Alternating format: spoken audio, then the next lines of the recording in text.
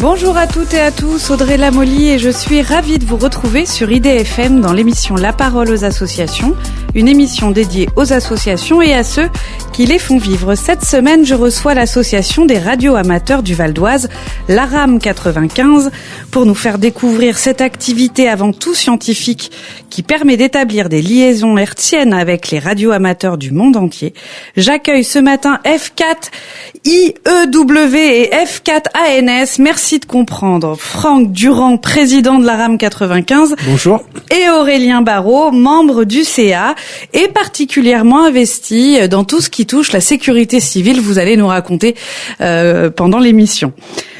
Bonjour. Bienvenue à tous les deux. Merci.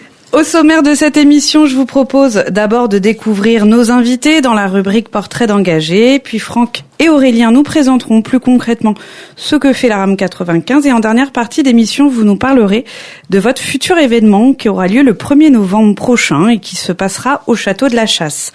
Alors tout d'abord, je vous propose de faire votre portrait d'engagé pour mieux faire votre connaissance, si vous en êtes d'accord, bien sûr.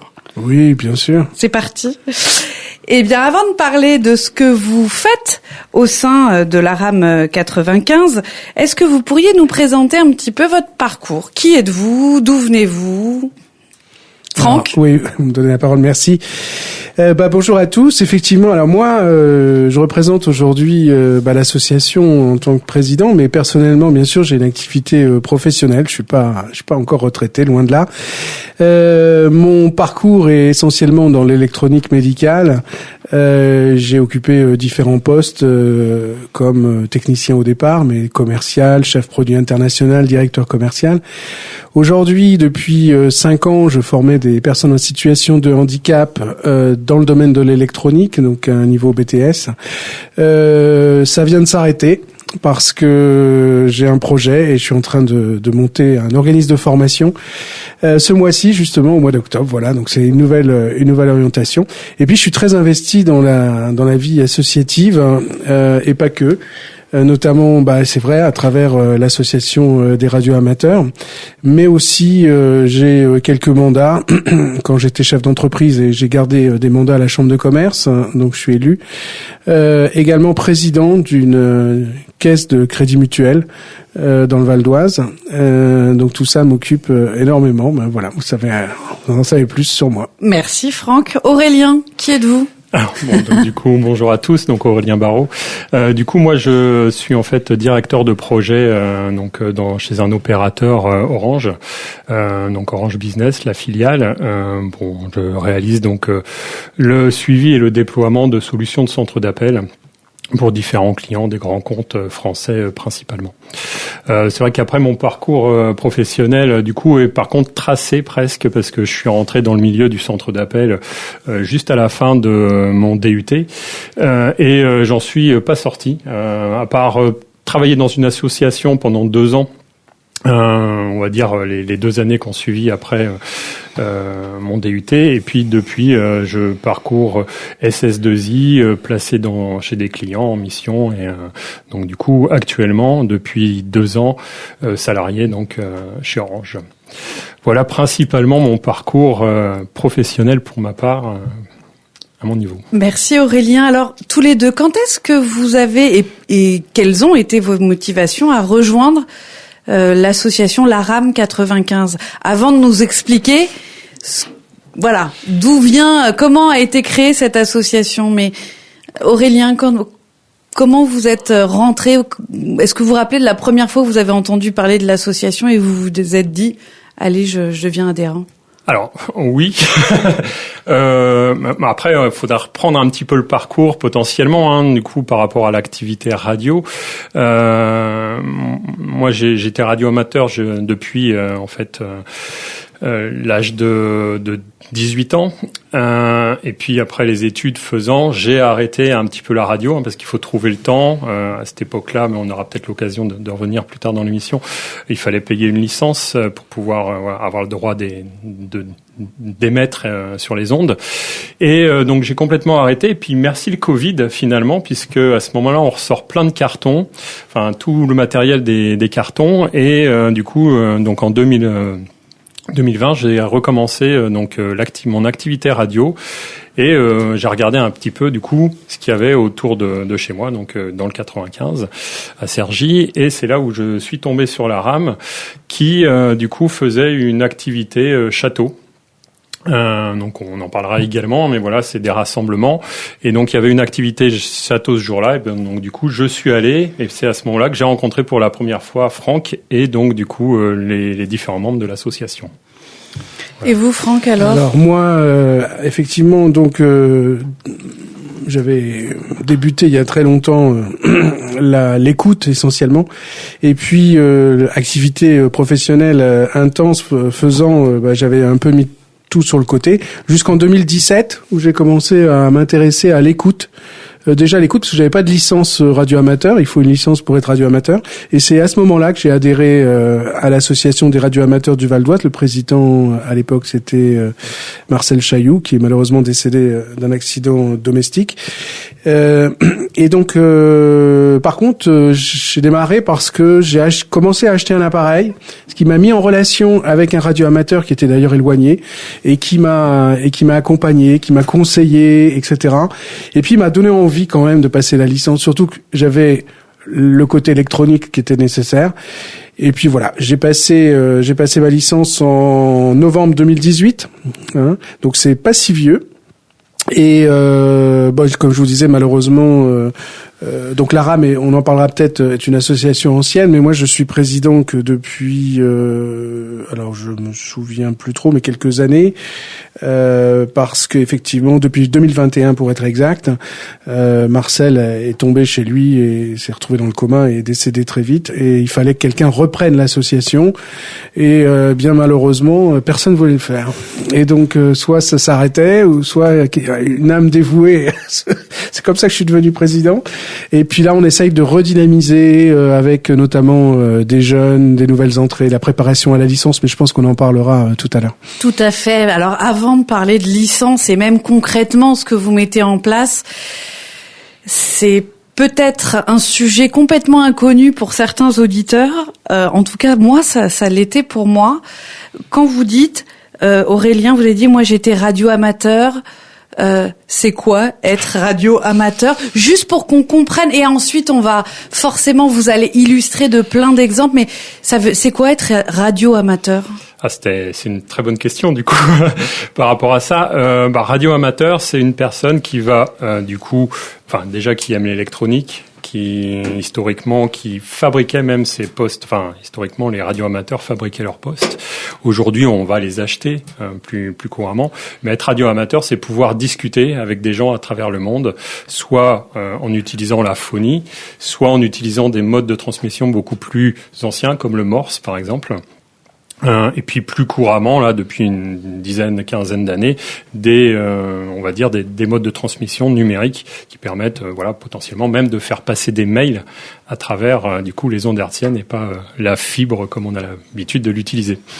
Merci, c'est très clair. Mais alors ça vous vient d'où, à tous les deux, cet attrait pour les radios amateurs? Moi, je me le demande encore au final. Moi, n'y connaissant rien, je trouve que ça fait un peu service secret d'initié. Est-ce que qu'est-ce qui vous plaisait, c'est d'être en contact avec des gens du monde entier par des biais différents? Alors, je pense que moi personnellement, on n'a pas tous en fait le radioamateurisme, c'est extrêmement large. Ça va de la radioastronomie, puisque la radioastronomie, ça peut être souvent des radioamateurs, puisqu'en fait, l'astronomie, c'est essentiellement des ondes radio. Donc, on y retrouve beaucoup de radioamateurs, jusqu'aux concours ou aux activités sportives, dont on parlera. C'est, je pense, d'abord expérimenter des techniques de transmission. Donc, c'est-à-dire, mettre au point des antennes, travailler sur la théorie, la pratique, la mise en œuvre d'antennes de transmission, mais aussi du matériel, des modifications. Ça va aussi jusqu'à l'informatique avec la programmation de certains protocoles ou l'utilisation de ces protocoles pour, comme il a été dit, transmettre des emails, transmettre des images. Et puis c'est vrai, c'est aussi établir des liaisons radio avec d'autres personnes radioamateurs qui sont dans le monde entier, qui sont très loin, qui peuvent être à New York, qui peuvent être en Chine, qui peuvent être en Corée du Sud, mais aussi nos voisins européens. Et tout ça, ça nous est offert sans barrière. Alors bien sûr, il y a des codes, on dit pas n'importe quoi, on en parlera, j'en suis sûr. Sans oublier les contacts radio avec ARIS notamment, c'est-à-dire la Station Spatiale Internationale où il y a toujours un radioamateur. Et puis également, ça Aurélien pourra en parler mieux que moi, le QO100, enfin tout ce qui est satellite, géostationnaire et défilant, parce qu'il faut savoir que les radioamateurs ont pas mal de satellites dans l'espace qu'ils ont eux-mêmes fabriqués, qui ont été certifiés et mis à bord de certaines fusées qui nous permettent de communiquer. Je sais pas ce que tu en penses, Aurélien. Oui, je rajouterais un mot. En fait, c'est aussi expérimentation, puisque du coup, c'est la découverte. Voilà, Franck disait par rapport à la réalisation et autres éléments. Donc voilà, l'expérimentation, la découverte et la capacité finalement à repousser les limites, parce que en informatique, on va dire, avec la fibre, c'est simple de parler avec un Australien. Nous, un jour, on va y arriver, et puis un autre jour, ça va pas passer. Voilà, c'est complètement oui, parce aléatoire. Que ça dépend vraiment des conditions atmosphériques, enfin ionosphériques essentiellement. Donc c'est l'activité du Soleil, la ionisation des couches ionosphériques, et tout ça fait partie intégrante de ce qu'on appelle la propagation des ondes électromagnétiques dans la bande HF, c'est-à-dire haute fréquence. Et on dépend de tout ça. Et un jour, on peut faire des contacts merveilleux à l'autre bout de la planète, et le lendemain, il se passe rien. Donc il y a une notion aussi de challenge et de suspense alors quand je vous écoute. Carrément. Alors en introduction, je vous ai présenté par vos indicatifs. Est-ce que vous pourriez nous expliquer ce qu'est un indicatif déjà et pourquoi vous en avez un? À quoi ça sert? Tu vas nous le dire. Ouais, alors, du coup, donc Foxtrot 4 Alpha Novembre Sierra, donc en fait qui est mon indicatif, donc éplé avec l'alphabet international. Alors un indicatif, donc du coup est fourni par l'État, puisque du coup le radioamateurisme, on doit passer une licence pour avoir le droit d'émettre sur les bandes qui nous sont attribuées. Et donc l'indicatif va permettre de nous identifier de manière unique, personnelle, on va dire, à travers le monde. F, parce qu'on est en France. 4, parce que du coup, ça faisait historiquement partie, on va dire, d'une classification de licence. Maintenant, on n'a plus qu'une seule classe de licence en France. Et puis ANS, on va dire, c'est comme la plaque d'immatriculation sur une voiture, c'est la fin, voilà. C'est au hasard. Alors, c'est au hasard, non, en fait, c'est vraiment donné par ordre, on va dire, alphabétique, hein. Et donc voilà, donc le 4 est arrivé dans les années 95, les premiers F4, et donc du coup moi ma licence date de 96, donc voilà.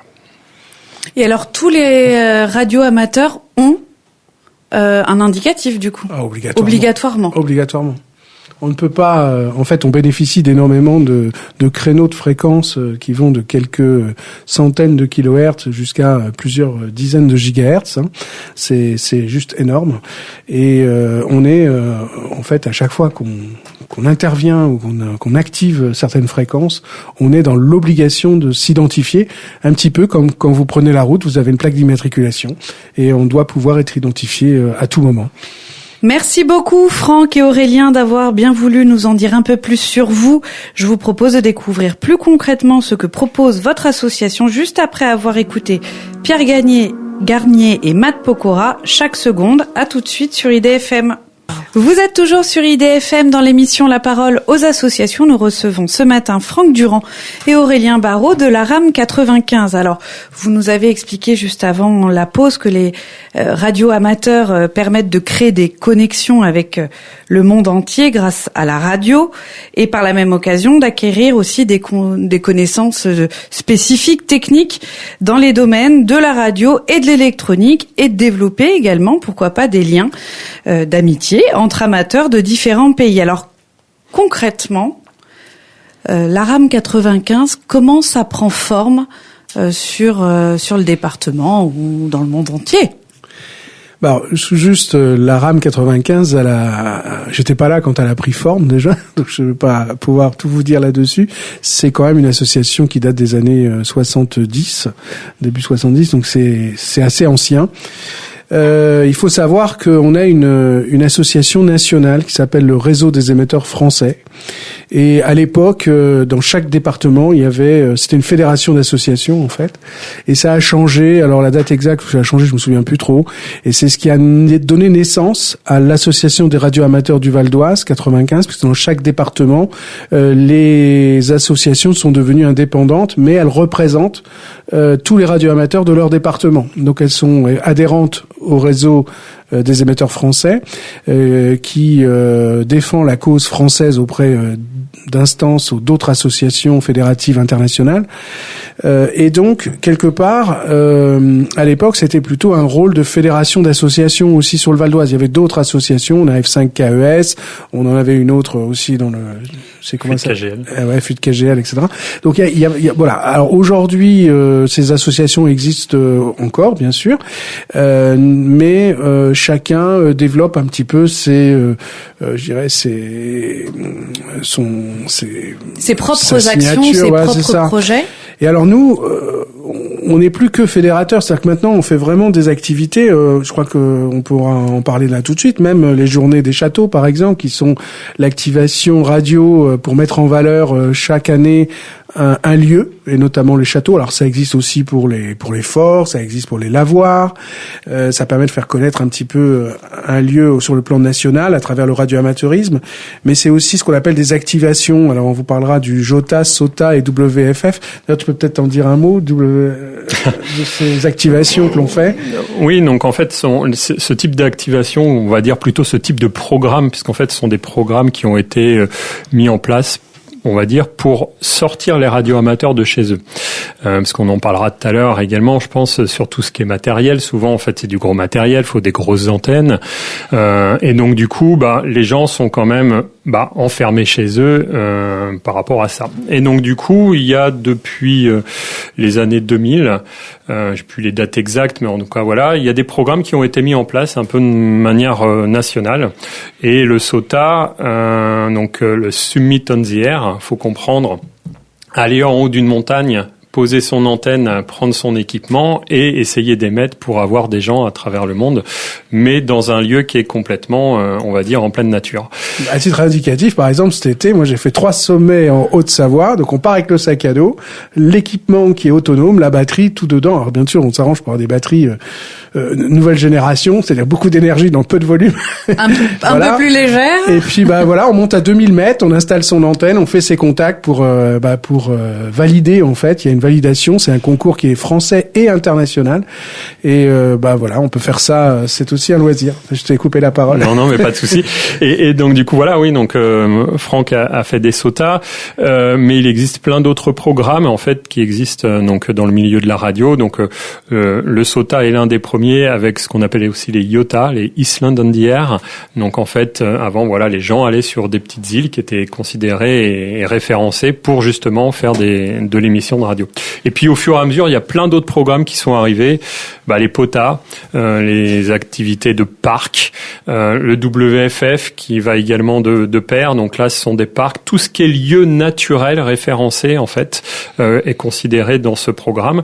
Et puis on va trouver tout à l'heure, Franck parlait des châteaux, mais également des phares. Des moulins, enfin voilà, il y a plein de petits programmes et c'est vrai que moi je suis allé faire 2 phares le week-end dernier par exemple et du coup les gens déjà s'interrogent, mais pourquoi il y a un long fil qui traîne, qu'est-ce que vous faites avec votre radio et votre casque, donc on explique rapidement ce qu'est le radioamateurisme en quelques mots et surtout quel est l'intérêt.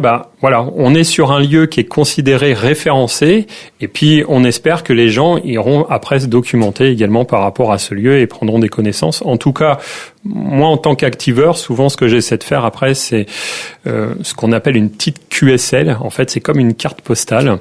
Et donc les gens, au moment pour valider en fait le contact, vont pouvoir recevoir ma QSL qui correspond au lieu. Donc, je prends une photo du lieu avec potentiellement un petit lien sur un site internet qui explique le lieu. Alors je voudrais peut-être juste rajouter quand même que c'est pas, il y a aussi notamment les projets scientifiques, parce que ça on n'en parle pas tout le temps, c'est une autre branche. On a certains radioamateurs qui prennent jamais le micro. Ils ont la licence pour pouvoir utiliser les plages de fréquences pour faire des expérimentations scientifiques. Et l'expérimentation scientifique, elle est bien souvent citoyenne, ça c'est en collaboration avec des universités internationales, puisque les radioamateurs ont l'habitude de faire des mesures rigoureuses. Ils sont habitués à faire des mesures de radiofréquences, etc.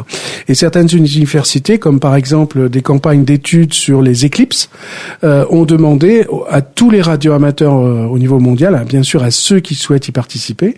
Donc il y a un protocole de recherche qui est mis en place. Les radioamateurs participent par des enregistrements réguliers avec, je dirais, des normes bien précises, pour que ça puisse être utilisé dans le cadre de la science. Et ces données sont remontées de chaque pays vers l'université centrale qui va faire une publication, et ça m'a donné d'ailleurs lieu à participer à des publications de recherche, mais qui sont, je dirais, nous on est bénévoles, mais sans nous elle ne pourrait pas avoir lieu, parce qu'en fait ils n'auraient pas les moyens ni la capacité, la possibilité de financer autant de points d'enregistrement sur toute la planète pour faire des observations. Donc ça fait partie aussi d'un exemple concret de science citoyenne. Et alors, est-ce que ça veut dire que si un jour dans le monde il n'y a plus Internet, il n'y a plus le téléphone, est-ce qu'on peut communiquer quand même grâce à vous ? Carrément, parce qu'en fait, tous les radioamateurs sont entraînés à mettre en place un système de communication de voix en fait, pour parler ensemble, mais pas que. On l'a dit, le numérique, mais il y a une branche qui est particulièrement dédiée à ça. C'est une partie de nos radioamateurs qui sont dans une autre association qui s'appelle l'ADRASEC, et moi j'en fais pas partie, mais Aurélien, tu peux en parler parce que tu en fais partie. Oui, tout à fait. Donc en effet, les ADRASEC sont donc des associations départementales de radioamateurs mis à disposition de la sécurité civile. Donc on a, en fait, dans cette branche, du coup, on est là vraiment pour intervenir en cas de crash d'avion, par exemple. Alors plus tout ce qui est aéronef, les petits avions liés à la partie civile, pas les professionnels. Et donc du coup, il y a des balises dans chaque avion qui émettent sur une fréquence bien précise. Et donc on est formé et entraîné pour essayer donc de retrouver la balise. C'est-à-dire que dès lors qu'il y a un plan qu'on appelle un plan SATER qui est déclenché, donc ça veut dire qu'un avion crash, et donc du coup on n'a plus d'informations, que l'avion, il donne plus signe de vie. Donc du coup on est déclenché en fait par le préfet et d'autres organismes liés à l'aéronautique. Et donc du coup on va aller rechercher en fait sur le terrain ces balises qui sont, la balise du coup de l'avion qui essaie d'émettre pour essayer de la retrouver. Et donc tout ça, on a des entraînements en fait. Au cours de l'année, on a au minimum 4 entraînements par an pour justement, il y a des balises qui sont cachées par, on va dire, une personne, et donc du coup, le reste du groupe va aller essayer de retrouver la balise sur un terrain qui est identifié. Mais il me semble qu'il y a aussi les balises de randonnée, ça ne s'arrête pas aux avions, puis vous faites des entraînements avec le SAMU, les pompiers, la préfecture, c'est ça ? Oui, après voilà, ça peut être beaucoup plus élargi, c'est pas tous les ans, mais il y a également en effet, il y avait eu il y a quelques années un entraînement justement également du coup un métro, un RER qui avait eu une difficulté, et donc du coup il y avait eu des actions souterraines, parce que du coup même si ce sont des ondes, on parle souvent d'extérieur, on peut aussi émettre les ondes par des moyens bien précis, on va dire en souterrain, quoi. Bon, alors les radios amateurs ont un pouvoir immense. J'imagine qu'il y a une réglementation mondiale peut-être, ou propre à la France. Elle va être différente en fait par pays. On est rattaché en fait à des organismes qui s'appellent IARU, et en fait il y a 3 régions en fait dans le monde. Nous on est dans ce qu'on appelle la région 1. Et donc il y a déjà une réglementation par rapport à la région 1 et un plan de bande. Tout à l'heure, Franck parlait des différents, du grand spectre qu'il y avait au niveau des bandes, et on va pas retrouver potentiellement les mêmes plans de bande en fonction des régions, mais les bandes principales, tout à l'heure on parlait de la HF, restent elles générales et communes généralement aux trois régions. Et alors, dans cette réglementation, est-ce qu'il y a des sujets interdits? Est-ce qu'il y a un comportement à avoir, une sorte de charte des radios amateurs? Bah, écoutez, là, je crois qu'en ce moment, avec tout ce qui se passe, si on parle avec un Ukrainien, si on parle avec un Russe ou un Chinois ou un Coréen ou quel que soit le pays d'ailleurs, il est bien évident qu'on n'a pas le droit de parler de politique. On n'a pas le droit de parler de sujets sensibles. En fait, grosso modo, on ne parle que de nos activités techniques ou de sciences. Voilà.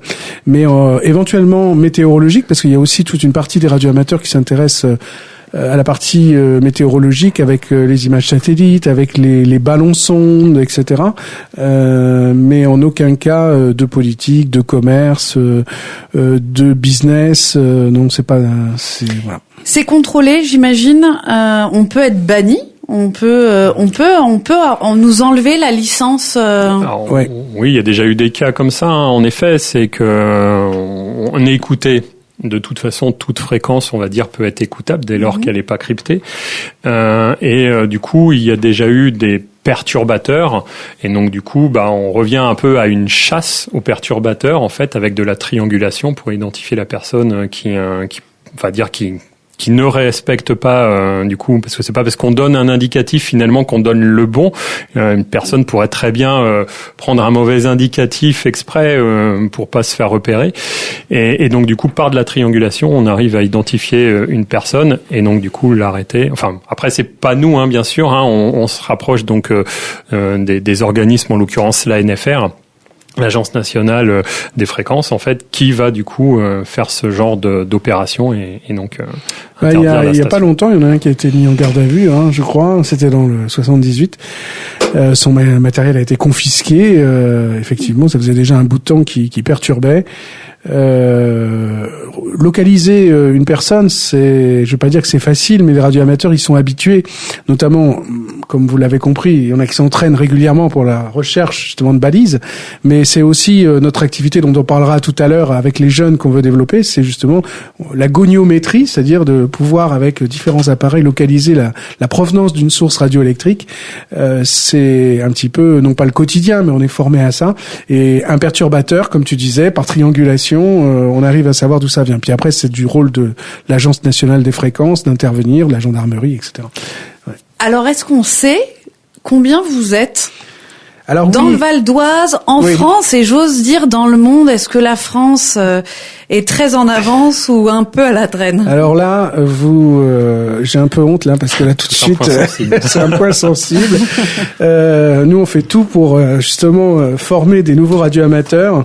Alors dans le monde, en fait, il y a à peu près 3 millions de radioamateurs. Donc c'est on peut pas dire que c'est beaucoup sur la population, mais c'est pas mal.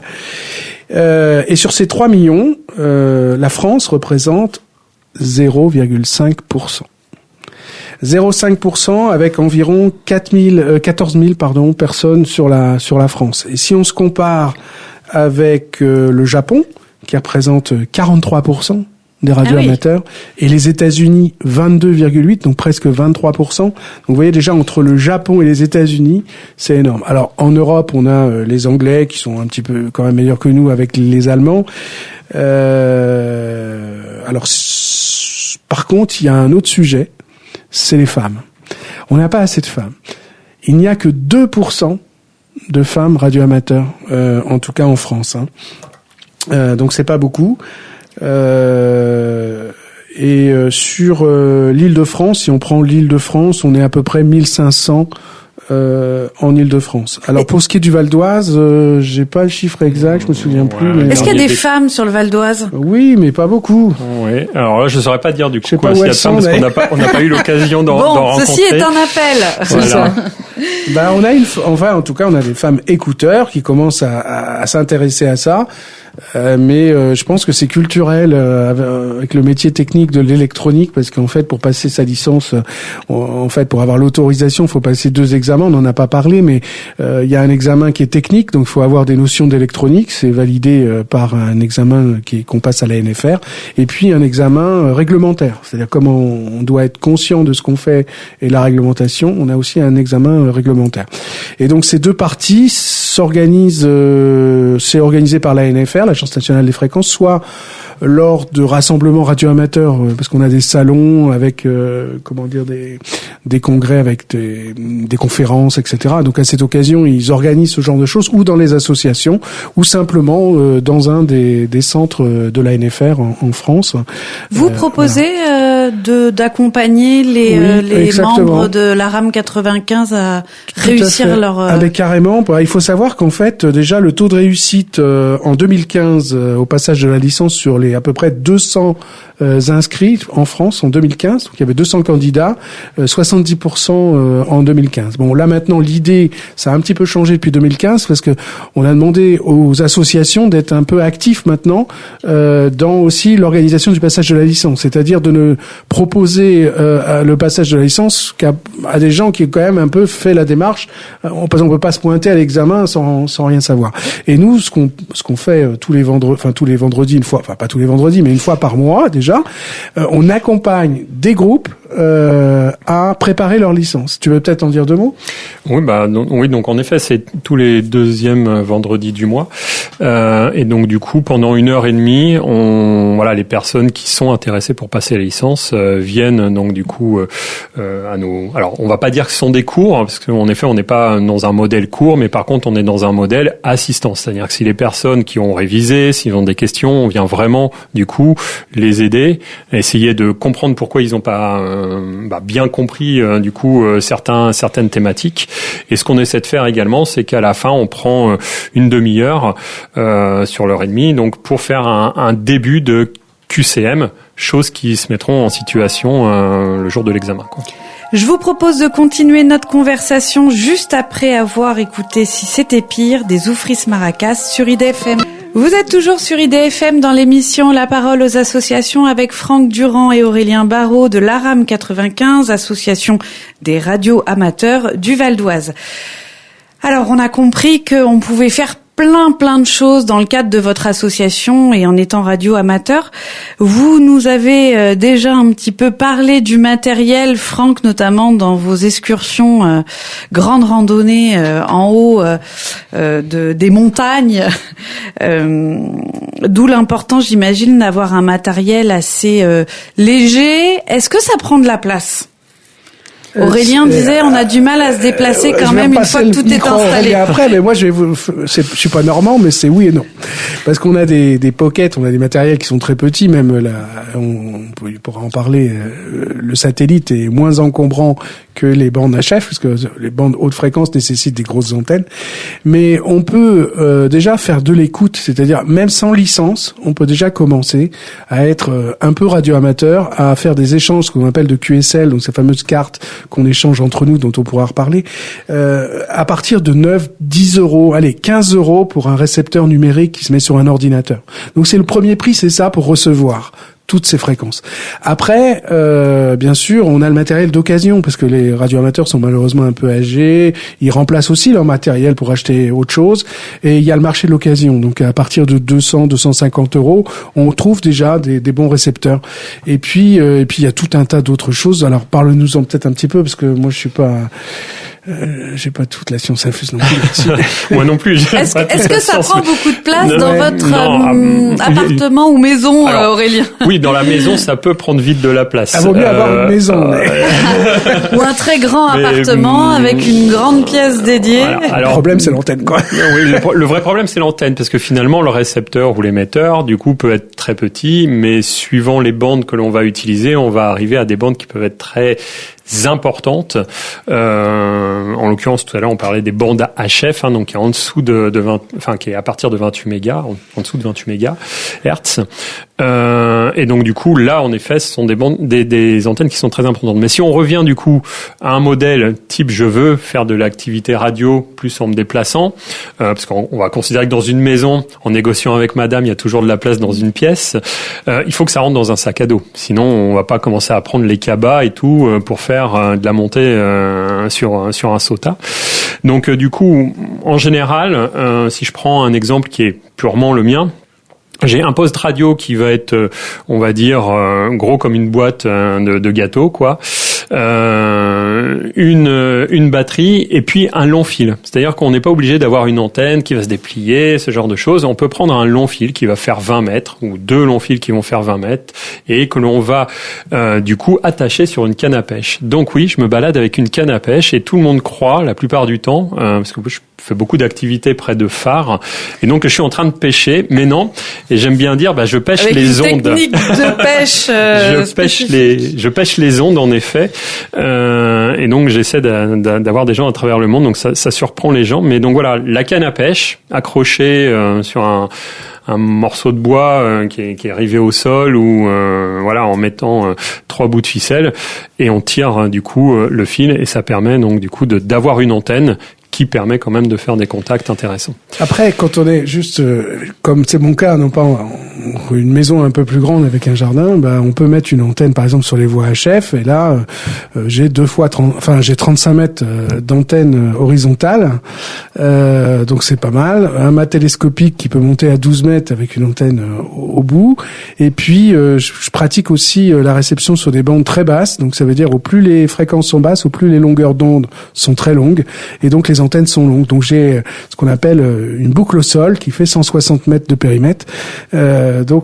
Oui. Ça chez vous physiquement, il y a 160 carrément, oui. Okay. Mais vous savez, j'en connais qui ont des champs, ces agriculteurs, ils ont pratiquement le kilomètre. D'accord, ok, tout mais est possible. Voilà, on peut pas mettre ça en ville. Mais du coup, en fait, on parlait tout à l'heure de QO100, donc ça va donner un autre exemple.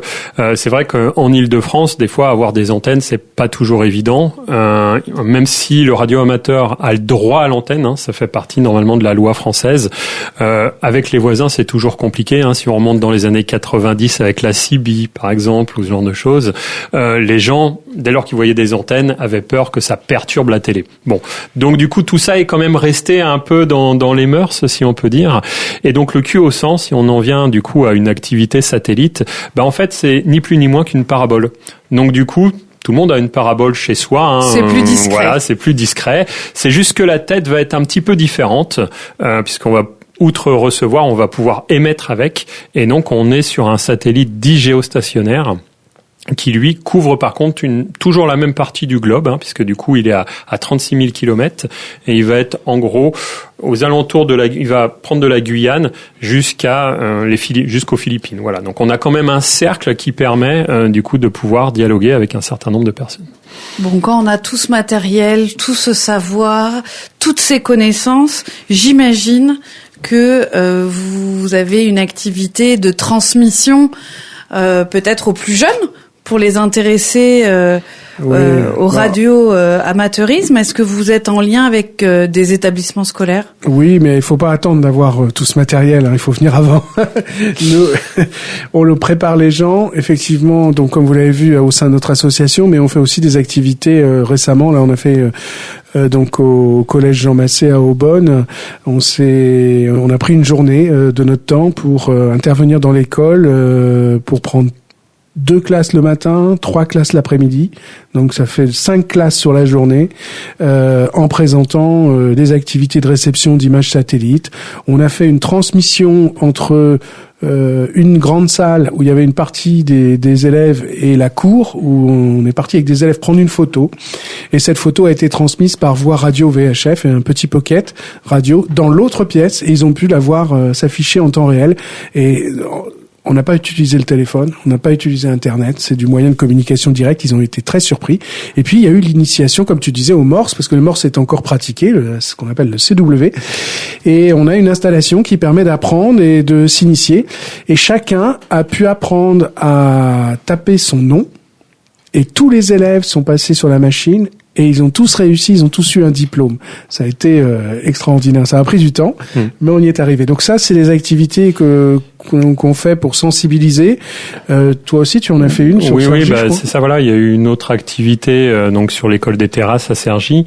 Et là, par contre, donc un peu sur le même modèle, présentation d'images, mais également ce qu'on a fait, c'est que je reviens sur l'activation QO100, donc avec le satellite, là où on est sûr, on va un peu plus sûr d'avoir des gens, parce que c'est vrai que tout à l'heure on parlait de propagation, pas certain, voilà.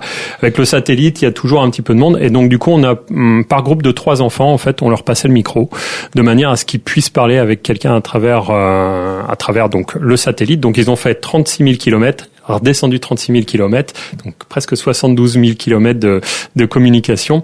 Et c'est surtout lorsque la maîtresse est arrivée en courant à côté de moi en disant mais là il parle pas français. Et donc on était avec un Suédois, voilà. Et donc c'était vraiment. C'est l'occasion de parler anglais. C'est ça, mais on avait tout prévu. On avait prévu la planche française, la planche anglaise au cas où, parce qu'en effet on ne sait jamais avec qui on va parler. Et donc voilà. Et donc c'était vraiment assez impressionnant parce que les enfants avaient les yeux qui brillaient à la fin de cette ça, c'est pour la rame, mais sur le plan national, nous, on l'a pas encore fait à la rame parce que ça nécessite une préparation d'1 an ou 2. Mais il y a l'ARIS, c'est-à-dire la relation avec la Station Spatiale Internationale. Plusieurs fois par an, il y a des écoles qui sont sélectionnées. Il faut présenter un projet pour questionner en temps réel, avec 10 questions, les astronautes à bord de la station. Mais ça nécessite de mettre en place un équipement, parce que ça passe pas par Internet et le téléphone, c'est vraiment direct, un équipement d'émission, de réception, il y a toute une infrastructure, et puis de préparer avec les élèves. Donc il y a certaines écoles, il y a pas longtemps ça s'est fait avec une école du 93 au Bourget, et ça a été un grand succès. Alors nous on a été présents, on a été voir un peu comment ça se passe, mais on n'est pas encore tout à fait prêt pour ça, parce qu'il faut aussi des bénévoles qui s'impliquent là de ce fait.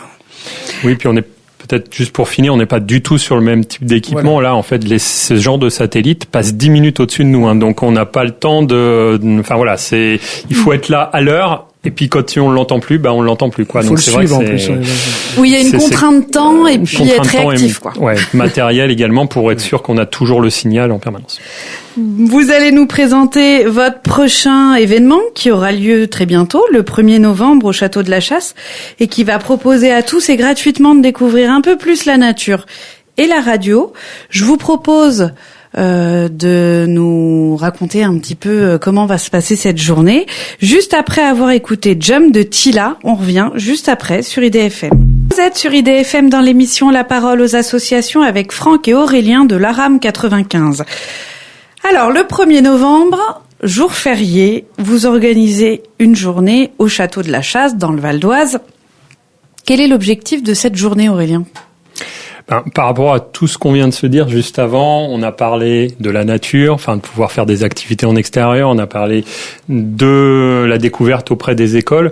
On a voulu vraiment au niveau de la RAM mettre en lumière une journée de ce type-là, où on va pouvoir rassembler des gens qui sont à la découverte de la radio, des enfants, mais des adultes également, dans un milieu naturel. Et donc c'est là que le projet est né. C'est comme ça que le projet est né. Donc l'objectif donc de ce projet, alors tout à l'heure pareil, on a parlé de radiogonométrie, de rechercher, on va dire, des perturbateurs ou des balises dans le cadre de la DRASEC. Là, ça va être un petit peu la même chose.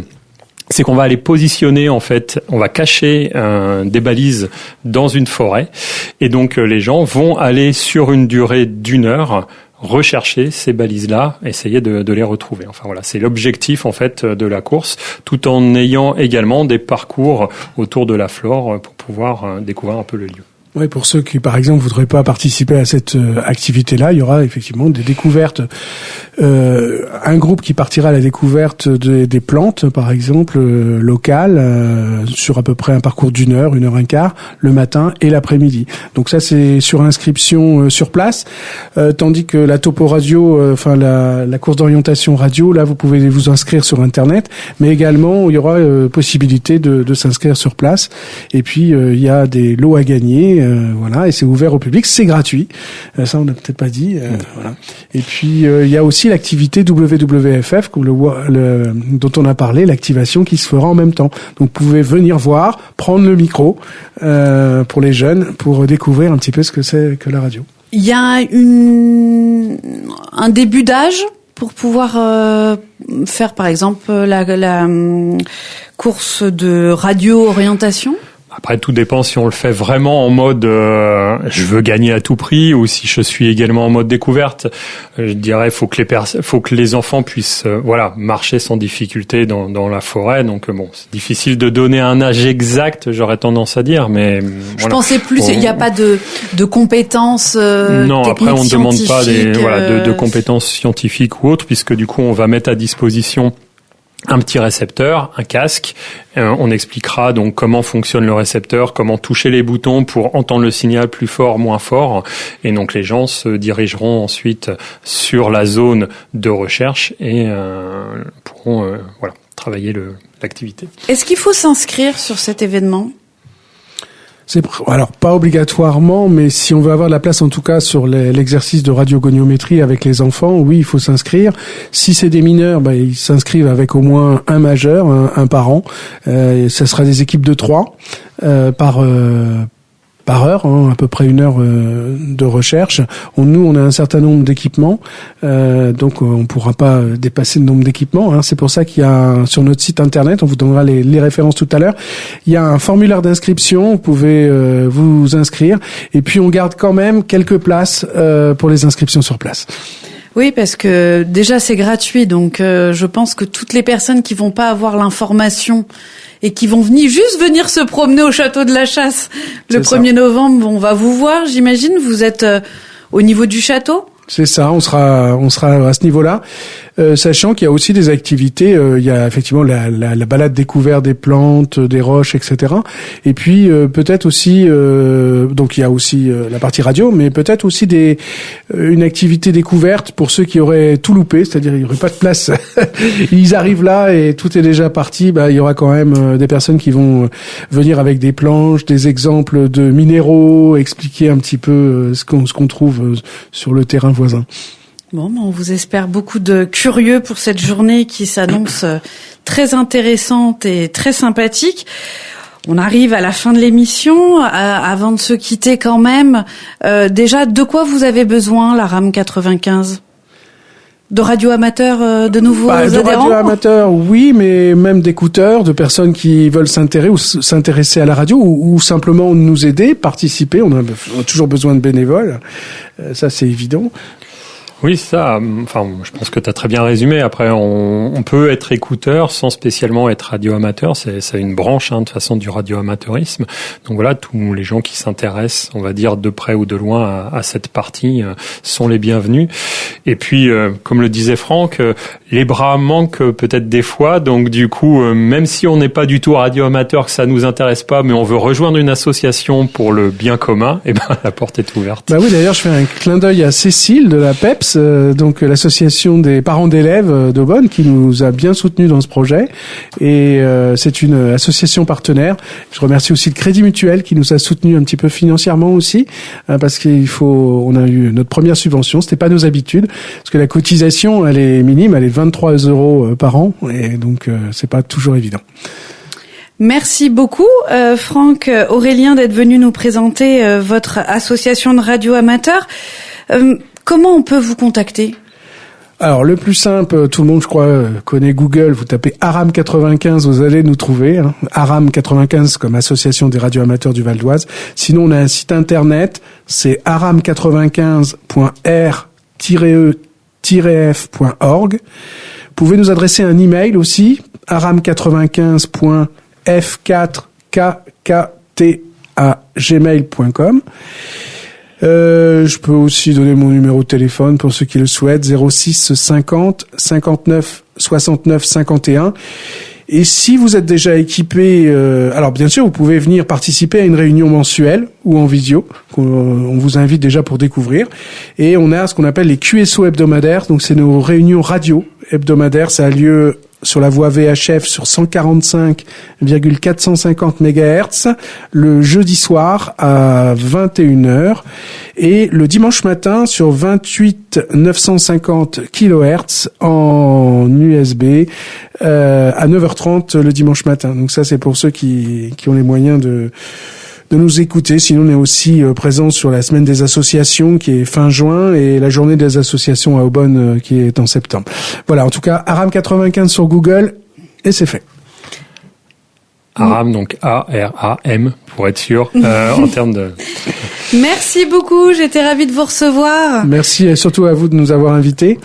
Un grand merci également à Francky pour la réalisation de cette émission. Je vous souhaite une bonne fin de semaine à toutes et à tous.